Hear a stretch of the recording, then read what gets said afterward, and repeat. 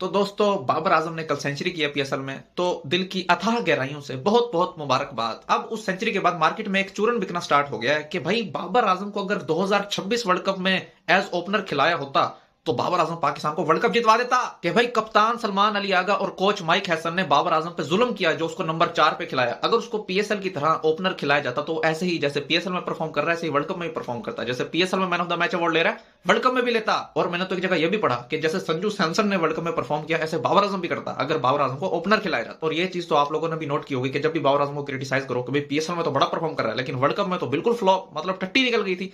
कि पूरे world cup में 91 रन थे। अभी पिछले महीने वर्ल्ड कप गुजरा 91 रन टोटल, और कल एक ही मैच में इसने सेंचुरी कर दी, 100 रन कर दिए। तो इस क्रिटिसिज्म के जवाब में ना बाबर आजम के फैंस एक बड़ा खूबसूरत सा आर्गुमेंट पेश करते हैं कि भाई बाबर आजम को उसकी नेचुरल पोजीशन पे नहीं खिलाया था ना वर्ल्ड कप में, इसलिए बाबर आजम ने रन नहीं किए। अगर बाबर आजम को एज ओपनर खिलाया होता तो ऐसे ही जैसे पीएसएल में परफॉर्म कर रहा है ऐसे वर्ल्ड कप में भी परफॉर्म करता। चलो ठीक है यार, 2 मिनट के लिए मान लेते हैं कि सलमान अली आगा और माइक हैसन ने बाबर आजम के साथ मिलकर ज्यादती की, मुबैना ज्यादती की कि भाई उसको चौथे नंबर पे खिला दिया, ओपनर नहीं खिलाया। और इसी वजह से बाबर आजम से बिल्कुल रन नहीं हुए, 115 से नीचे का स्ट्राइक रेट था और man of the match award भी 0 था अभी पिछले ही महीने जो वर्ल्ड कप गुजरा। अब ठीक है ना, मैंने 2 मिनट के लिए मान लिया कि बाबर आजम के साथ जुल्म हुआ, ज्यादती हुई।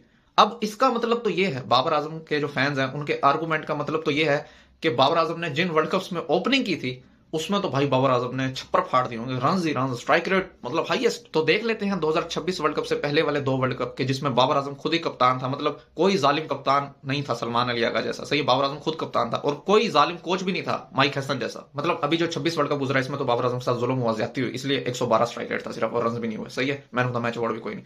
तो 2024 वर्ल्ड कप में तो कोई जुल्म नहीं हुआ था, उसमें तो यार एटलीस्ट 160 का स्ट्राइक रेट तो होना चाहिए, 160 का होना चाहिए ना। लेकिन 160 तो छोड़ो, स्ट्राइक रेट कितना था, 150 नहीं, 140 नहीं, 130 नहीं, 120 नहीं, 110 नहीं, 105 नहीं, भाई जी पूरे 102 का स्ट्राइक रेट। मतलब कोई जालिम कोच नहीं था 2024 में, कोई जालिम कैप्टन नहीं था, और नंबर 4 पे भी नहीं खिलाया, नेचुरल पोजीशन ओपनिंग पे खिलाया, फिर भी 102 का स्ट्राइक रेट। और कितने man of the match award जीते 2024 वर्ल्ड कप में, 0। चलो 2024 वर्ल्ड कप में भी आप मान लो 2 मिनट के लिए कि Babar Azam out of form था यार, फॉर्म नहीं लगी हुई थी, सही है। मतलब फॉर्म तो थी इसकी, मतलब उस साल का पीएसएल उठा के देख लो, सबसे ज्यादा रन थे बाबर आजम के उस साल के पीएसएल में 2024 में। लेकिन आप फिर भी मान लो कि बाबर आजम की फॉर्म नहीं थी, एज यूजुअल के वर्ल्ड कप आते ही ये आउट ऑफ फॉर्म हो जाता है, आप मान लो, ठीक है भाई। 2026 वर्ल्ड कप में 2 मिनट के लिए हमने माना कि बाबर आजम के साथ जुल्म हुआ, 2024 वर्ल्ड कप में हमने 2 मिनट के लिए माना कि भाई बाबर आजम की फॉर्म नहीं थी। अब आते हैं 2022 में।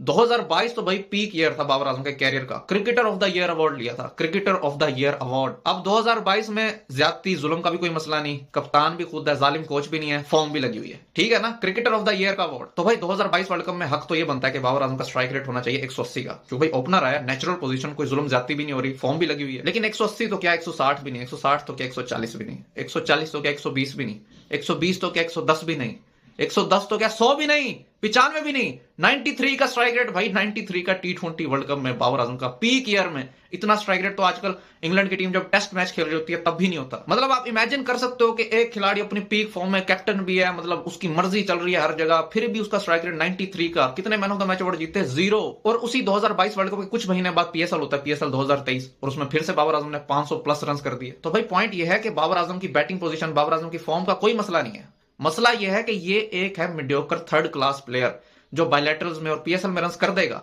और सेम यही प्लेयर अगर वर्ल्ड कप में जाएगा तो इसको फालिज के अटैक हो जाएंगे, मतलब इसको बॉल भी नजर नहीं आनी। वो मैंने कल एक पोस्ट भी की थी कि बाबर आजम ने इस पीएसएल के आधे मैचेस में इतने रन कर लिए कि जितने वो पिछले 3 वर्ल्ड कप्स में मिला के नहीं कर सका, 26 world cup, 24 world cup, 22 world cup, इन 3 वर्ल्ड कप्स में बाबर आजम ने 337 रन किए हैं सिर्फ, और पीएसएल के आधे मैचेस में 401 रन कर लिए, देख लो आप। और बाबर फैंस कमेंट्स क्या करते हैं, क्राई मोर, बर्नोल यूज कर लो। मतलब कोई शाहीन शादाब का फैन आपको ये कहते हुए मिलता है कि मतलब शाहीन और शादाब पीएसएल में परफॉर्म करने, पूरा पाकिस्तान उनको ट्रोल करता है, लेकिन कोई उनका फैन ये कहते हैं मिलता है क्राई मोर, मतलब बर्नोल यूज कर लो, तुम तो जलते हो शाहीन से।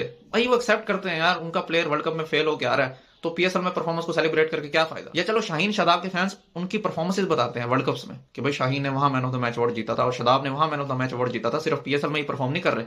लेकिन बाबर आजम के फैंस क्या कहते हैं, क्राई मोर। ओ भाई 2022 से बाहर निकलो, ये क्राई मोर जैसे स्लैंग मतलब 5 साल पहले यूज होते थे, अब तुम लोग एक क्लाउन लग रहे होते हो, सिर्फ क्लाउन। और कुछ बाबर फैंस इस बात को चलो एक्सेप्ट करते हैं कि हाँ यार इंटरनेशनल में फेल हो गया था बाबर आजम, लेकिन अब पीएसएल में तो यार जीने दो यार, परफॉर्म कर रहा है तो सेलिब्रेट करने दो यार हमें। मैं उनकी चलो इस चीज की रिस्पेक्ट करता हूँ कि उन्होंने चलो एक्सेप्ट तो किया, लेकिन भाई तुम्हारा भी माइंड सेट वही यार मीडियोकर टाइप। जब तक अकाउंटेबिलिटी नहीं लोगे तो फिर कैसे तुम्हारा प्लेयर इंप्रूव करेगा।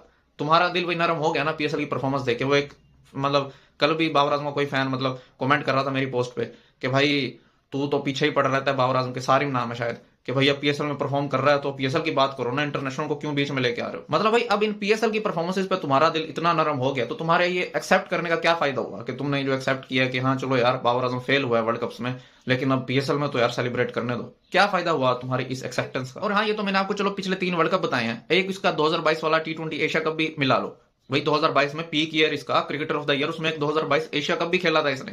कितने रन किए थे उसमें, 6 मैचेस में 68 रन, 68 रन। कितने की एवरेज बनती है ये, 1166, 11 पॉइंट समथिंग की एवरेज बनती है सिर्फ ये। हाँ अब कुछ बाबर फैंस आएंगे और कहेंगे कि भाई 2021 वर्ल्ड कप भी गिन ले, 2021 वर्ल्ड कप में तो बाबर आजम ने परफॉर्म किया था, वो तो गिन, उसमें तो भाई बहुत बाबर आजम ने छप्पर फाड़ दिए थे।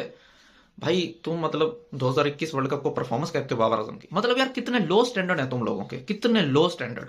और चलो मैं 2 मिनट के लिए भी मान लेता हूं कि हाँ भाई बाबर आजम ने बहुत परफॉर्म किया था 2021 वर्ल्ड कप में, मतलब छप्पर फाड़ दिए थे, तो भाई उस परफॉर्मेंस पे बाबर आजम को आगे मतलब 4-5 T20 इवेंट खिला दिए, और क्या चाहते हो। और 5 साल हो गए 2021 को, उस बेस पे ही 2022 वर्ल्ड कप खेल गया, 2022 एशिया कप खेल गया, 2024 वर्ल्ड कप खेल गया, 2026 वर्ल्ड कप भी खेल गया, और 2021 वर्ल्ड कप वाली भी क्या परफॉर्मेंस थी भाई, सिर्फ एक इंडिया के अगेंस्ट कोई काम की इनिंग्स थी वो, और उसमें भी कोई कोलैप्स नहीं था, कोई प्रेशर नहीं, 10 विकेटें हाथ में यार, कोई कोलैप्स नहीं, और उसमें भी टॉप स्कोरर बाबर आजम नहीं था, स्ट्राइक रेट ज्यादा बाबर आजम का नहीं था, रिजवान ही टॉप स्कोरर था, रिजवान का ही ज्यादा स्ट्राइक रेट था, और man of the match award Shaheen का था। मतलब भाई फिर भी मैं स्टिल कह रहा हूं काम की इनिंग्स चलो थी उस वर्ल्ड कप के हिसाब से बाबर आजम की। उस मैच के अलावा बाबर आजम ने क्या परफॉर्म किया उस वर्ल्ड कप में, नमीबिया, स्कॉटलैंड, अफगानिस्तान को पेला है बस सिर्फ, और अफगानिस्तान को भी क्या ही पेला, 47 गेंदों में 51 के 150 से भी नीचे का टारगेट मुश्किल बना दिया, और जब मैच फिनिश करने की बारी है तो राशिद खान से 2 बॉलों में 2 दफा आउट हो गया ये। वो तो भला हुआ आसिफ अली का जिसने 4 छक्के लगा दिए उस मैच में और हम मैच जीत गए। वर्सेस न्यूजीलैंड आप देख लो बाबर आजम की परफॉर्मेंस उस वर्ल्ड कप में फेल हुआ। Versus Australia most important match of this world cup, सही है, उसमें भाई 34 गेंदों में 39 एज ओपनर, पावर प्ले का एडवांटेज, 10 विकेटें हाथ में, 34 गेंदों में 39 यार, ये थी 2021 वाली परफॉर्मेंस बाबर आजम की। और चलो अगेन मैं मान लेता हूं भाई प्लेयर ऑफ द टूर्नामेंट उस वर्ल्ड कप में बाबर आजम था, सही है, बाबर आजम ने मतलब बहुत मतलब उसमें स्ट्राइक रेट 180 का था बाबर आजम का। इंडिया वाले मैच में भी man of the match Babar Azam था, सबसे ज्यादा रन बाबर आजम के ही थे उस मैच में, सही है। न्यूजीलैंड वाला भी बाबर आजम ने जितवाया था, सही है। अफगानिस्तान के अगेंस्ट भी बाबर आजम ने फिनिश किया था, और क्या कहते हैं सेमीफाइनल में सेंचुरी लगाई थी, सही है। Player of the tournament 2-3 man of the match award भी जीते। लेकिन भाई इट्स बिन 5 ईयर्स, उसके बाद इसने 4 T20 इवेंट खेलनी है उसकी बेस पे। ये जो माइक हैसन को गालियां देते हो ना भाई, बाबर आजम और बाबर आजम के फैंस को माइक हैसन के पांव धो के पीने चाहिए कि माइक हैसन ने बाबर आजम को इतने फेलियर्स के बाद भी प्लेइंग 11 में जगह दे दी कि भाई चलो तू एक और वर्ल्ड कप खेल ले, अगर तुझसे ओपनिंग में परफॉर्म नहीं हुआ था तू मिडिल ऑर्डर में परफॉर्म करके दिखा दे यार, तू खेल ले एक और वर्ल्ड कप। तेरे लिए हम हसन नवाज को बाहर कर देते हैं, सही है, मतलब हसन नवाज जिसकी नंबर 4 पे 44 की एवरेज है और 180 प्लस का स्ट्राइक रेट है, वो वर्ल्ड कप नहीं खेला। और वर्ल्ड कप से पहले जो पीएसएल हुआ था, सही है, तो उसमें player of the tournament Hasan Nawaz, वो वर्ल्ड कप नहीं खेला, लेकिन बाबर आजम को खिलाया गया उसकी जगह नंबर 4 पे। लेकिन बाबर आजम वहां भी फेल हो गया, जैसे 2022 वर्ल्ड कप में हुआ, जैसे 2024 वर्ल्ड कप में हुआ, 2026 में भी ये फ्लॉप हो गया, फेल।